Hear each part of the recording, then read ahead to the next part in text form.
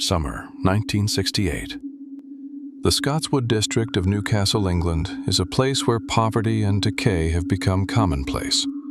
Victorian slums are being demolished to make way for modern housing, but families continue to live amid the ruins, awaiting relocation. On May 25th, the day before her 11th birthday, a girl named Mary Bell commits murder. It will not be her last. Her case will become one of the most shocking in British criminal history, not because of the brutality of the crimes, but because of the age of the perpetrator. This is the story of how a broken childhood gave rise to Britain's youngest serial killer. Mary Flora Bell was born on May 26, 1957. Her mother, Betty McCricket, was a 17-year-old prostitute. According to relatives' recollections, when the nurses first brought the newborn Mary to her mother, Betty said, "Take this thing away from me." The family lived on White House Road, one of the most dangerous streets in Scotswood. Mary's father was believed to be William Bell, an alcoholic and repeat offender with convictions for armed robbery. But even this information remains in question. Mary's childhood was a nightmare of systematic violence. Her aunt, Isa McCricket, testified, "In 1960, Betty threw 3-year-old Mary out of a second-story window. Her mother repeatedly tried to poison her daughter with sleeping pills. Once, Betty gave Mary to a mentally unstable woman through an adoption agency. Mary's sister, Catherine, was forced to travel across Newcastle alone to bring the girl home. Later, Mary would tell journalist Gita Serini, "My mother worked as a dominatrix and from the age of 4 forced her daughter to perform sexual acts with clients. I was tied up, blindfolded, and forced to participate in sadomasochistic sessions." The family suspected that Betty had Munchausen syndrome by proxy. She craved attention and sympathy through her daughter's accidents. At Delaval Road School, teachers noticed that Mary was an intelligent but deeply disturbed child. She had piercing blue eyes, and when she was about to attack, her classmates learned to recognize her gaze. Mary regularly tried to strangle other children, both boys and girls. Once, she tried to choke a little girl with sand. Her aggression was so obvious that children avoided playing with her. Mary had one friend, 13-year-old Norma Joyce Bell, whom she met in 1967. Norma was less intellectually developed and easily influenced by Mary. Despite having the same last name, they were not related. May 11, 1968, the first recorded crime. A 3-year-old boy was found with a severe head injury near a bomb shelter. He said he was playing with Mary and Norma when they pushed him from a height of 2 meters. That same evening, the parents of 3 girls reported to the police that Mary and Norma had tried to strangle their daughters in the sandbox. The police questioned the girls, gave them a lecture, and let them go. No systematic measures were taken. On May 25, 1968, one day before her 11th birthday, Mary Bell strangled 4-year-old Martin Brown in the bedroom of an abandoned house on St. Margaret's Road. His body was discovered by 2 boys playing in the house. There were traces of blood and saliva on Martin's face, but no obvious signs of violence. Mary had strangled him with her hands, but her grip had left no visible marks. Initially, an open judicial assessment was made. The cause of death was unknown. But then something terrible happened.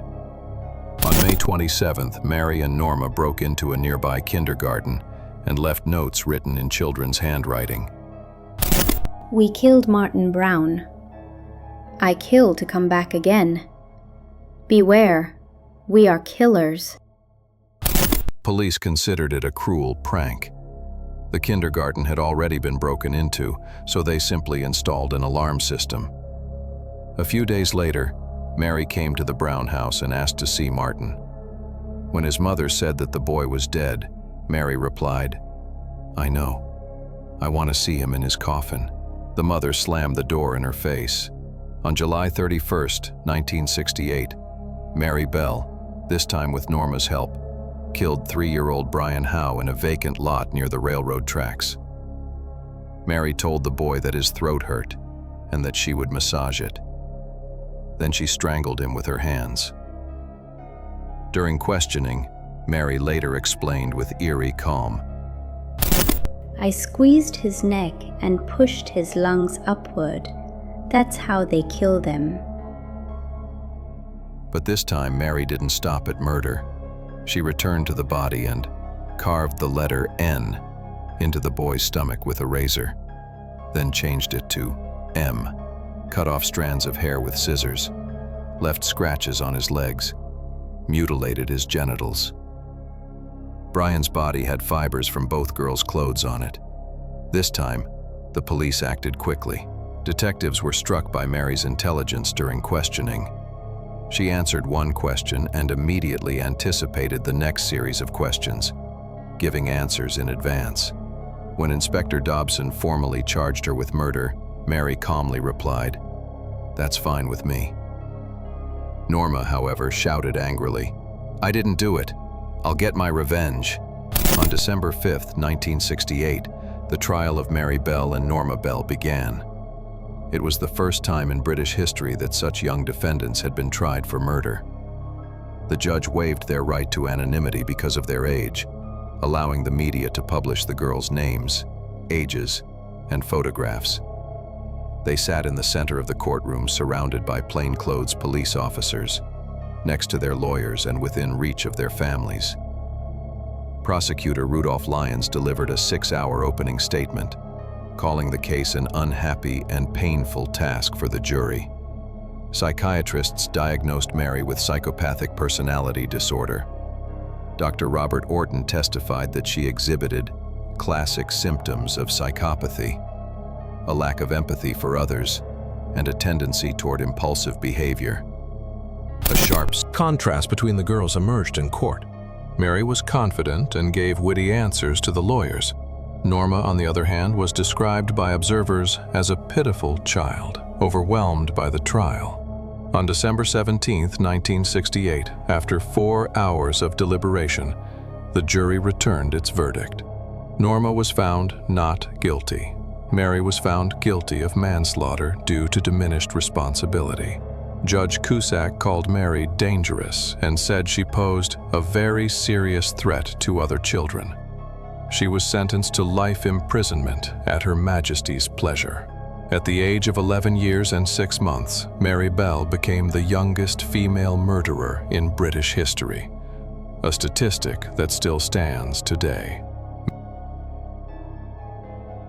Mary Bell spent 12 years in various correctional facilities. She was released in 1980 at the age of 23.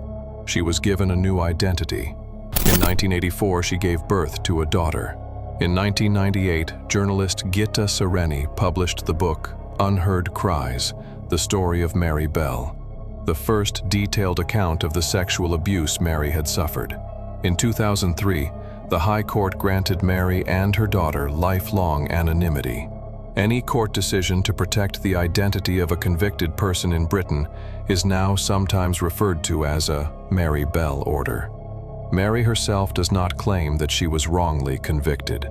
She acknowledges that the abuse she suffered as a child does not justify her crimes. The Mary Bell case raises questions to which there are no easy answers. Where is the line between victim and perpetrator when the perpetrator is a child? Can society protect children who themselves become dangerous? Do those who commit horrific crimes as children deserve a chance at rehabilitation? This story is not about a monster. It is a story about what happens when the child protection system fails catastrophically.